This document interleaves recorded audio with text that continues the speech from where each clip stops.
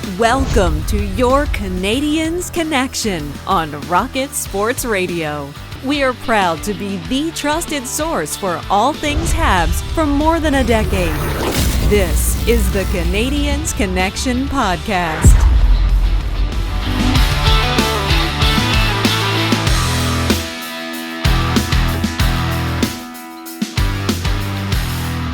Hello, everyone. Welcome to the Canadiens Connection podcast here on Rocket Sports Radio, keeping you informed, engaged, and entertained. My name is Michael Spinella, and I'll be your host for the next hour. This is episode 245 of the Canadiens Connection podcast, and I'm pleased to be joined in the studio by the editor-in-chief, the founder, and the president of Rocket Sports, Mr. Rick Stevens. And Rick, how are you doing today? Welcome back. It's good to have you back in the studio. In segment 2, our big topic segment, we have a very special guest. Yet again, this is 2 episodes in a row where we have a really awesome draft analyst. This week, it's Sportsnet's Sam COSENTINO. So we'll welcome him into the show, who is one of the most knowledgeable draft experts in the industry. He works with Sportsnet. COSENTINO's prospect rankings and mock drafts are among some of the most trusted by hockey fans around the league. Sam appears regularly as a hockey analyst on Sportsnet and the NHL Network, so we're very happy to be able to invite him back into the studio. He's been a reoccurring guest for us, and honestly, great listen. He seems to be one of my favorite listens when we're talking about the NHL draft. Well, I am very happy to be back in the studio for the second week running here for the Big Topic segment on Canadiens Connection with Rick Stevens as well. And this week we're back with another terrific draft-related interview, a gentleman that we very much admire, respect, and always enjoy having terrific conversations with. And this one I think is going to be pretty exciting because, bar none, this is obviously one of the better and best drafts that we have witnessed in the past handful of years as hockey media and hockey fans out there listening. So I'm very pleased to welcome back to the show and introduce Sam COSENTINO, NHL Draft Analyst for Sportsnet. How you doing, Sam? I'm doing great. So happy to be on. Thanks for having me. Well, it's kind of a great time to have you on, Sam, and we're happy to have you here because there's still a couple events coming up in the scouting calendar. This weekend, we'll have the Memorial Cup. It's hosted by the Kamloops Blazers. WHL entry is Seattle Thunderbirds, Peterborough Petes, with Owen Beck, Canadiens prospect, and of course Patrick Roy's Quebec Ramparts. Now, we don't have necessarily a top 10 pick that we're going to see.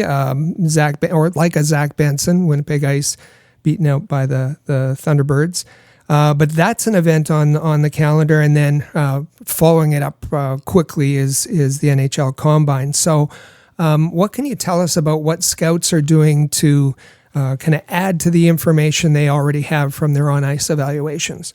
Well, I think it starts probably some of your high-level guys are over at the men's worlds, just trying to get a feel. There's 3 or 4 players over there from, Adam Fantilli is over there. Mm-hmm. He's a highly touted prospect, expected to go number 2. David Reinbacher hasn't played quite as much as what he plays in the Swiss League, but the Austrian defenseman has raised a lot of eyebrows, and he'll be a fascinating study to watch. We'll talk a little bit more about him later on.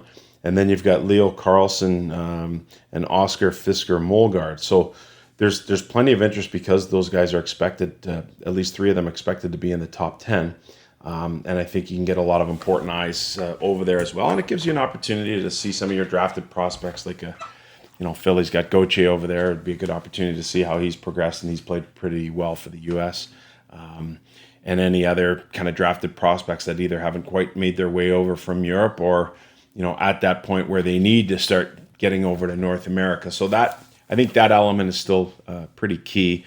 Of course, the Memorial Cup, the dream scenario for scouts would have been to have had London, Halifax, and Seattle all in. Yeah. With Dylan McKinnon out there in Halifax, Matthew Cataford, and then London with Bonk, Barkey, Easton Count as a guy who's really come on of late. Would have been interesting to see him and that group of London Knights, participate in the Cup, but that's not going to be the case.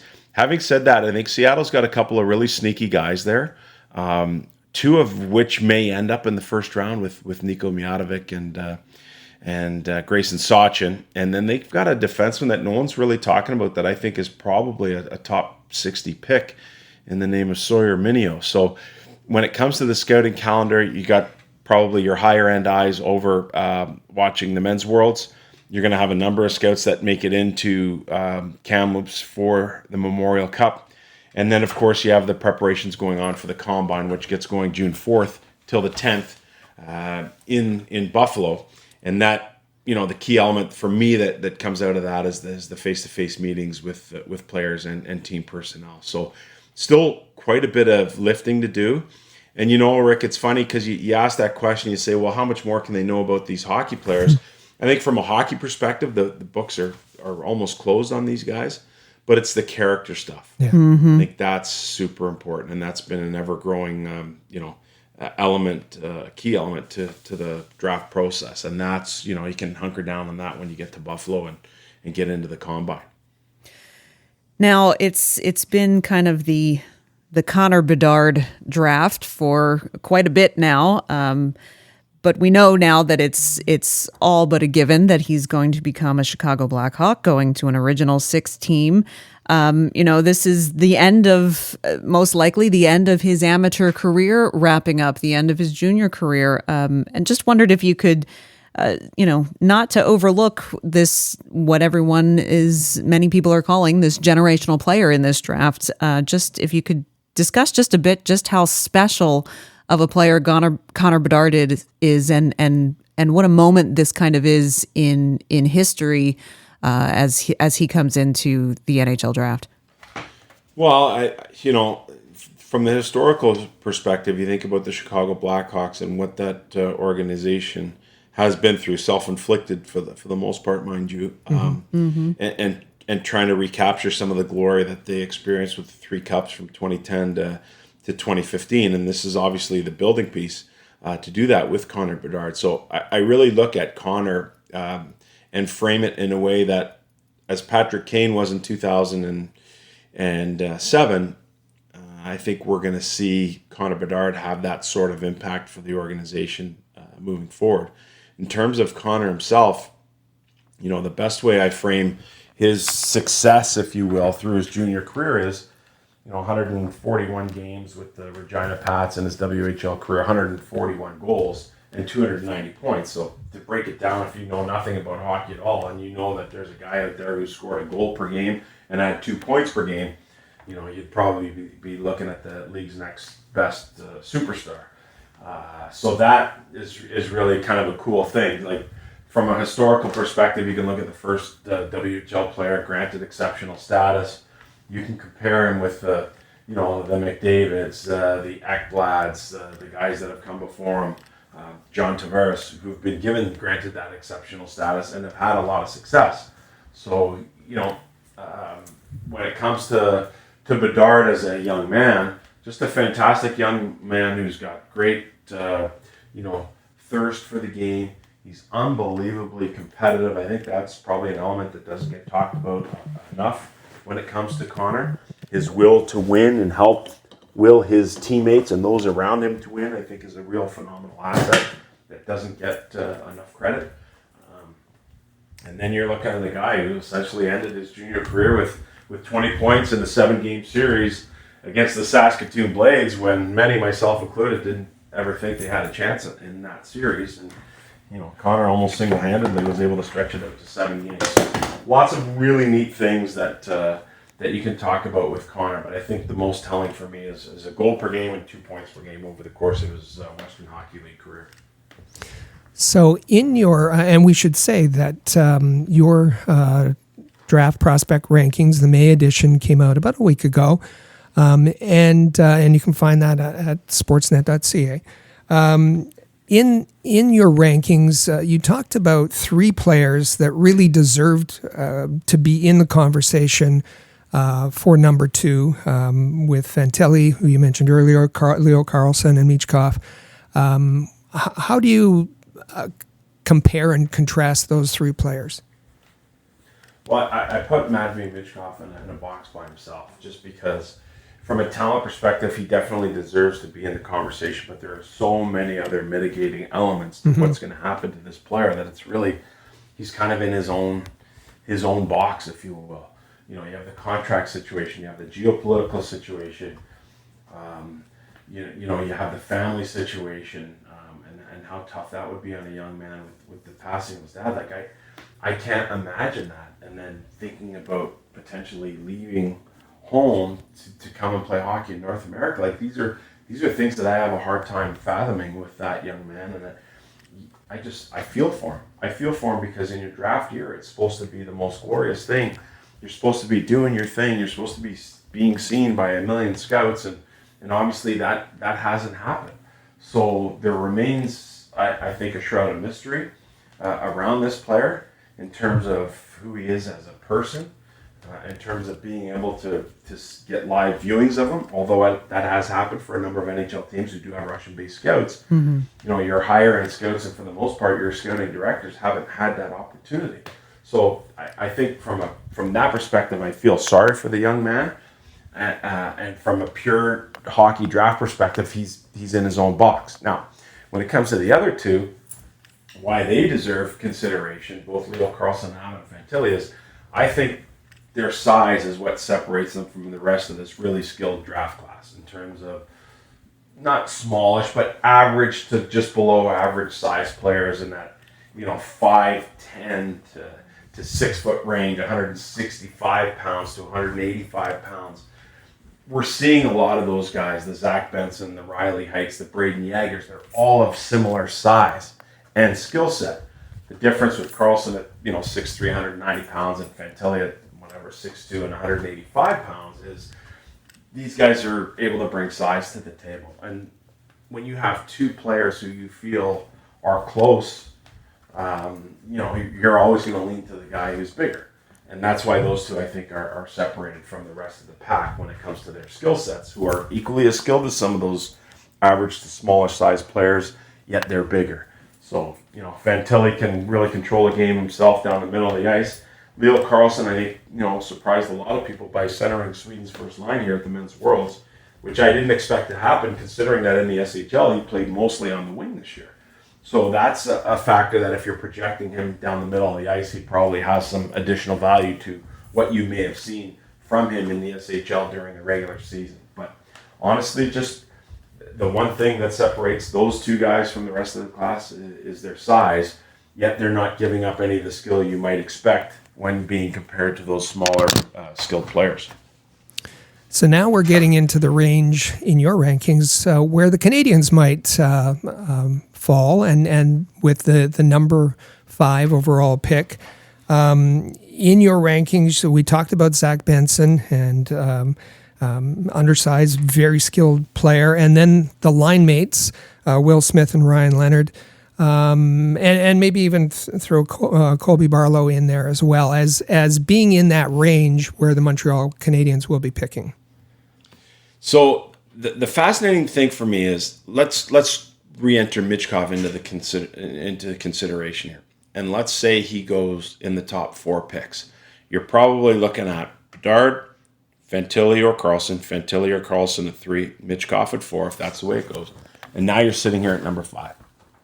The prime target for me at that point, if Michkov does go in the top 4, would be Will Smith, only because of the knowledge that GM Kent Hughes has with the player, having coached him previously with the Boston Junior Bruins. So you know the person inside and out. I think the skill set with his speed, his ability to make plays at speed and play with pace are something that are definitely an area in which Montreal wants to take its forward route to. And I think he fit in perfectly, to do that. Plus, he plays the middle of the ice. That's always got added value. And if you're projecting down the road, you might be thinking about a 1-2 punch of Suzuki and Smith down the middle of the ice. That's pretty good. So when you look at, and again, taking Michkov out of the equation, Smith probably ends up in the 4 hole, and so you're sitting there at 5 with a number of options. I'm a big Ryan Leonard fan. I've had him higher on my list, I think, than most people have had all year. I just love that he's able to play a more of a power game. His game is complete. He really shoots the puck well, so he's got that goal scoring ability. He's got the tenacious compete level to his game, and so he's a guy that I really, really like. Where I think things might change for Montreal is if you're looking at their decor and the way it is now. You've got some young guys coming there with Harris has really come a long way. Obviously, Caden Gooley, I think highly of him.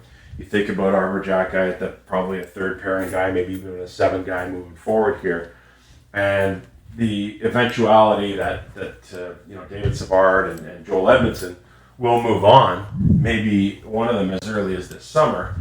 You want to think about restocking that part. So David Reinbacher, to me, all of a sudden enters the conversation at number 5. And the reason I say that is because I do believe there is a bit of a gap between the top 2 defensemen, Reinbacher and Axel Sandin-Pellikka. I have Reinbacher ahead. That's changed for a lot of people now. But if you want that high-end defenseman, a right shot guy, again, added value, you're probably going to have to jump at 5 to get him. And so I think he enters the conversation. So I'd be looking at Smith if Michkov goes ahead in the top 4. I'd be looking at Ryan Leonard. It's a player I really, really like. I'd be looking at a guy like David Reinbacher if they want to address a defensive need. And again, probably not really a reach for Reinbacher to be selected at 5. But if you want that defenseman, that high-end guy, you probably have to jump there to get him.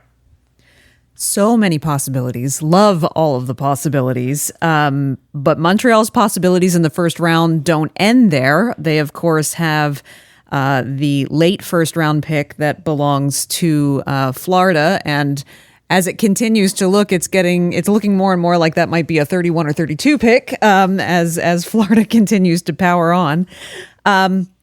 Who do you see towards the very bottom of the first round as being a best available that the Habs could potentially target at that if they decide to go with that pick? Yeah, so that's fascinating to me because I think, if you went to the start of March, you're probably thinking, oh my gosh, we're going to get an unprotected lottery pick here from the Florida Panthers. Right. And next thing you know, they come in as the 8th seed and, pretty one game away from going to the Cup. So pretty tough watching, I'm sure, for Jeff Gorton and Ken Hughes and Marty St. Louis having to watch what's going on there with the Florida Panthers. But when you get down to that part of the draft, I think there's a number of ways in which you can go. And if they keep that, I think some of that will be dependent on what happens at 5.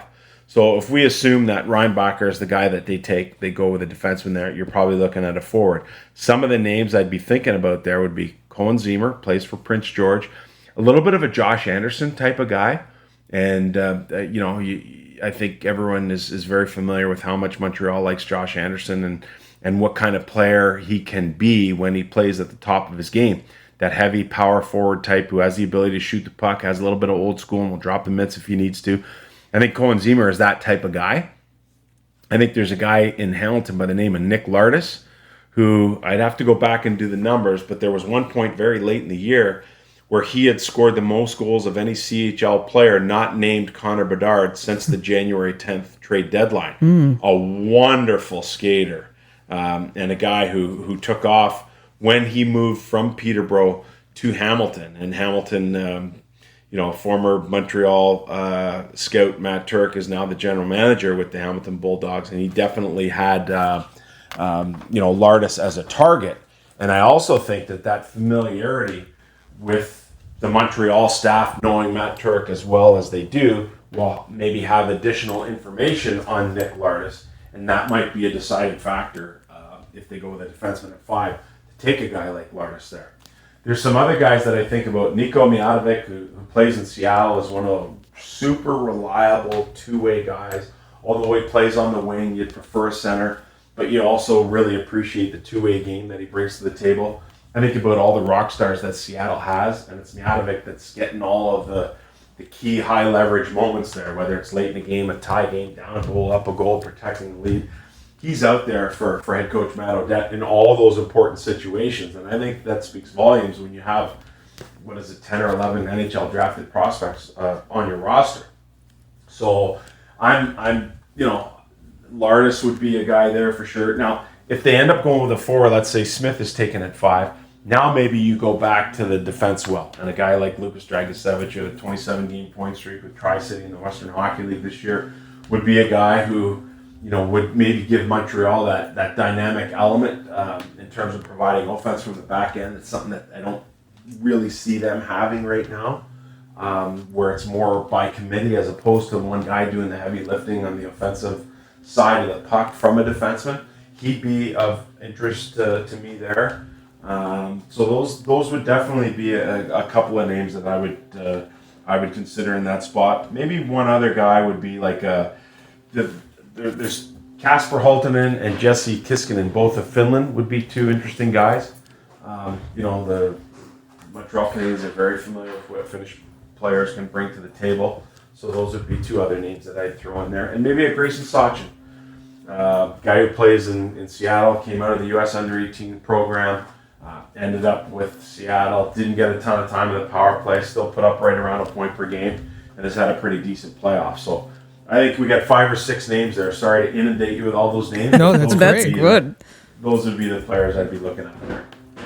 So we appreciate your time, and if we can just hold you for one more question, because we haven't got to talk about goaltenders yet, and you don't have a goaltender in your top 32, but the Canadiens have an early second-round pick, and at the top of the rankings are Michael Rabel, that 6'6" raw talent in Omaha. There's Carson Bjarnason in Brandon, maybe even a Trey Augustine with the U.S. development program. Is there who do you like in the grouping of goaltenders that might go early and might start a run on goaltenders? Yeah, so that's a really great question, and typically that run starts at about pick number 40. But again, if you really have an inkling for someone you like and you want to address that need, and I think that would be definitely in Montreal's wheelhouse at that point, you might have to jump on a guy with that early pick in round number 2, just before 40, to try and get that guy. So I've been a big fan of Bjarnason. I like his size, calm, poise, but his numbers haven't been spectacular, albeit with an average to slightly below average Brandon team. Everyone's going to fall in love with the size of Rabel. Trey Augustine is a guy that I'd keep an eye on. But again, at 6'1", is that the road you want to go down with the goaltender when there are some bigger guys available? An interesting guy, and we saw it, is Adam Gahan, who played at the World Juniors, named the goalie of the tournament, and really came out of nowhere. I mean, playing in the NAHL, loaned to the USHL, ends up showing up at the World Juniors almost by mistake or by accident or through injury, and turns out to be the goalie of the tournament. So he's a kind of an interesting guy for me. I'm not really all that excited about what Europe has to offer in the goaltending market this year. You're looking at a Sohanek, who also played at the World Juniors. He plays in Tri-City. There'd be a lot of familiarity with him. But I think you really have to be in love with one of those guys in order to jump on where Montreal is going to pick early in round 2. It's funny because you think about Carey Price, and he's also always the prime example of taking a guy in the first round. Yeah. That's definitely not something that I have promoted, or something that I've been a big proponent of in the past. So when you get into round 2, with the depth of this year's draft, especially with Montreal's picking, I have a sneaking suspicion they're going to find a round 1 guy there who's not a goaltender, and I would suspect that would be the way they go, and maybe roll the dice with someone a little bit later in the draft when it comes to the goaltenders. Absolutely fascinating. The draft is always such an exciting time of year and is always fascinating to watch. But this year, I think everyone's going to have even more of a dynamic form of entertainment watching what happens and all of the weaving and dodging and moving that's going to happen. There are so many great possibilities. The depth and talent in this draft is just phenomenal. And in accordance with that, Your insight, Sam, is always just as phenomenal as well. And we can't thank you enough for joining us again on the Canadiens Connection podcast. That is Sam COSENTINO, NHL Draft Analyst for Sportsnet. Be sure to keep an eye out for more draft-related content coming from Sam at sportsnet.ca. I do believe you'll have a mock out probably in June, maybe. And always great content, always a great conversation. Thank you so much, Sam, for joining us today. Amy, my pleasure. Rick, great talking to you, and thanks for having me on. Happy to do it anytime, and I'll be watching as well with wide open eyes as to what the Montreal Canadiens do, because that fifth pick has great intrigue for me. That's for sure. Thanks very much. Well, that was terrific. We got to thank Sam very much for making time to be part of this podcast. Sam. Incredible amount of information there, and Sam was just getting ready to head down to New Jersey to be on the NHL Network, but was kind enough to talk about his rankings, which you can find on the Sportsnet website. Their Sportsnet's the May edition of their 2023 NHL Draft Prospect Rankings. And specifically, he talked about players who Kent Hughes might be interested in at that number 5 overall spot. And I found it really interesting that Russ Cohen last week, episode 244, if you haven't heard it yet, focused on Michkov and Benson and Smith and Dvorsky. And there was a completely new set, almost new, completely new. This week, with Sam talking about Will Smith and Ryan Leonard, who you heard he really likes, and a defenseman, David Reinbacher. So, and then going on to offer 6 possible players who the Canadiens might consider with their second first-round pick. Tremendous information. Yeah, so big thank you to Sam COSENTINO, and I should also give a nice thank you to Amy Johnson for stepping in as well to take over the host chair for a little bit. Really awesome interview. I hope all of our listeners enjoyed listening to it. Make sure you're following at Habs Connection on Twitter, Facebook, and Instagram, and check out the website, CanadiensConnection.com. Also, feel free to text us anytime via the Rocket Sports text line, 5853-ROCKET. That's 5853-ROCKET. So our Canadiens Connection question of the week is, should Kent Hughes pass on forward talent at the top of the draft and select a defenseman with the 5th overall pick? We want to hear from you. Make sure that you reach out to us and let us know. And in fact, we actually have a message from one of our listeners, Phil from Montreal, who reached out to us on Twitter responding to last week's episode in regards to Dvorsky being in the mix. That's Canadiens Connection episode 244. And Rick, what did Phil have to tell us? Phil said, in his opinion, it won't be Dvorsky not in the mix. In his opinion, he's a good player, but not top 5. If not Michkov, I'd go with Will Smith, says Phil. But it all depends who's left at 5. Well, of course, and that's the top of the draft. Other than Connor Bedard and perhaps Adam Fantilli, there's it's a bit volatile the next few picks, and it will really depend on what's available and which direction that the Kent Hughes and the Canadiens want to go into. We heard some really good reasons from Russ Cohen last episode on why the Canadiens might want to include Dvorsky in that discussion. And we heard today from Sam COSENTINO about why they might include David Reinbacher in the conversation, a defenseman at number 5. So there's a lot of discussion out there, and there'll be a lot of discussion by the Canadiens, and they're going to include information they get from the upcoming combine in Buffalo as well. So there's a lot of discussion out there from Canadiens fans, and that's why we're asking you. We want to hear from you, and send us a text, send us an email, or reach out to us on social media. It's going to be a wrap for us today. Thank you all for tuning in and listening. Please make sure you're subscribed to the Canadiens Connection podcast in the player or on your favorite podcast app. Also, share on social media with all your friends if you liked what you heard today. Thank you all for listening to the Canadiens Connection podcast here on Rocket Sports Radio. Click subscribe so you never miss an episode of Canadiens Connection. Visit allhabs.net for breaking news about the Montreal Canadiens.